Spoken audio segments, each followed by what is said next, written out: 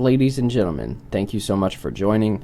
We shall be performing a screen replacement onto this white screened iPhone 7, along with an unlocking procedure since it is currently locked to iTunes. So let's go ahead and get started by unscrewing these bottom two locking screws that lock the screen into place. Now sometimes, depending on the condition of the screen, these screws do not want to come out. There's also adhesive that is wrapped around the threads of the screws. So sometimes it is a fight just to get the screws out. And well, with a little bit of tugging and pulling and prying in the weirdest directions ever, we finally get the screw to pop out. And now we shall proceed to use caution while we use this guitar chip to gently wedge in between the creases between the screen and the frame to separate the adhesive holding the screen to the frame. And once you have a wide enough gap, you can go ahead and switch over to your metal electronic screen pry tool to finish off the separation process, still using caution, going around the screen and wedging to the left and the right, putting upwards force onto the screen and downward force onto the frame. Now that the phone screen is loose from the frame, we are going to continue separating the adhesive at the top by the corner lock pins that keep the top of the screen locked into the frame. And now we can open our birthday present full of electronics from the left to the right, as the cables are on the right hand side of the frame. Using a tri-tip screwdriver, we can start to back out all four of these screws for this first plate that houses the screen, LCD, and brightness cables. And as we all know, Apple is never convenient or easy, so they include several different types of screws, which are different indeed, by length, width, tip, and bit size. Typically, we pop this metal cover off of this specific location with no issue. Unfortunately, it looks like some foam on the LCD cable connector has adhered to the metal.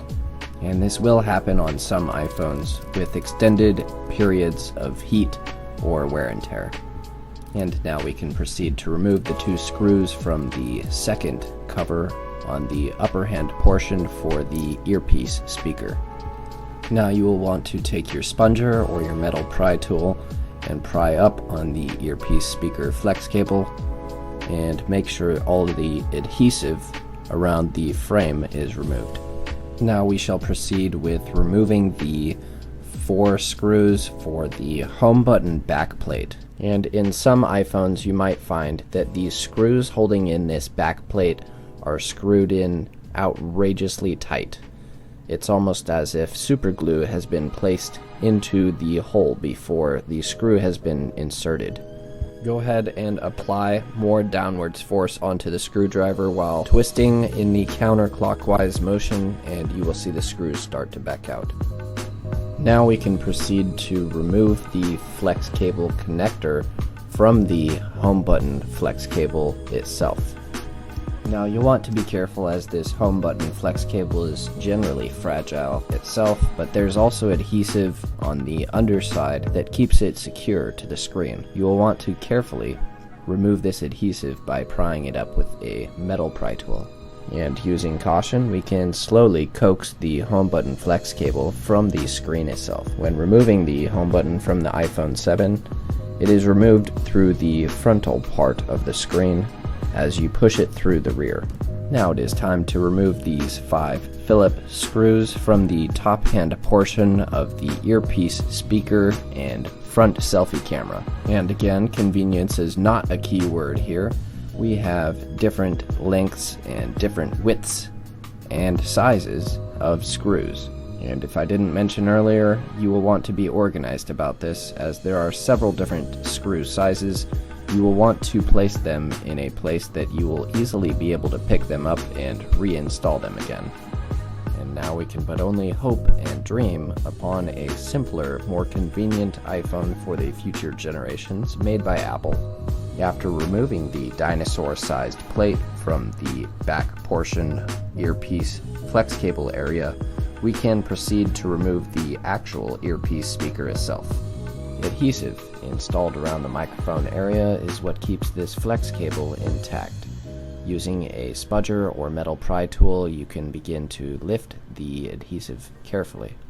This area can be specifically sensitive due to the microphone being adhered down to the screen in this location. And once you have the majority of the flex cable loose, separating the adhesive, the last part of the flex cable remains to be removed, which you can simply pull and tug upwards on.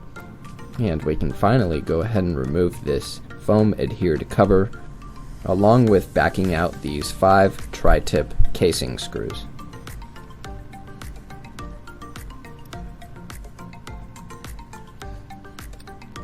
And now you can go ahead and use the tool of your choice to separate the metal heat protector from the screen cables as they are adhered down. And since this is the last item that needs to be removed from our old screen, we'll go ahead and put the heat protector directly onto our new screen and reverse the process of deassembling into reassembling. And now we can go ahead and grab our home button and insert it through the front of the screen, along with placing it into the correct position, aligning it with the plastic notch. Now this home button cable connector can be extremely sensitive, so use immense amounts of caution when trying to reconnect these cable connectors together. And now we can go ahead and reinstall our rear plate for the home button, along with the 4 tri-tip screws. Now we can continue with the earpiece flex cable, placing it back into its location correctly, starting with the speaker connector strip, aligning it with the 2 plastic notches on either side. And of course, using caution, you will want to gently, with tweezers, lay down the proximity sensor and the light adjustment sensor into their correct location. And sometimes you can get away with using a simple screwdriver. I got lucky this time. Usually it's not that easy. But we will continue to reinstall this speaker for the earpiece flex cable. And once it is lodged into the correct location, you can take the case cover and slide it over, following it in with the 5 screws. Adjusting the frame from side to side, you can get these screws to properly sit back down into their holes, and then you can drive them in with the screwdriver. And this is the almost last and final part of the screen replacement. We get to plug everything in and test it to make sure everything works before laying the final step of adhesive down on the frame to adhere the screen back down to the frame. And when you connect these cables, you will hear them click into place. And then we can go ahead and reconnect our battery connector, and then we can go ahead and power it on to see if the screen works, furthermore running it through some functionability tests. And we will go ahead and reinstall the covers just to go ahead and make sure everything is secure and in place before running the tests. You will want to be cautious of this loose earpiece flex cable, as it is dangling in between the screen and the frame when you screw these 2 top screws in. And now we can proceed to slide the screen into place and run some tests. I am glad the battery percentage is up to par, that way we can go ahead and diagnose the screen to make sure the screen and the touch functionality are up and running. To which they are. This is fantastic.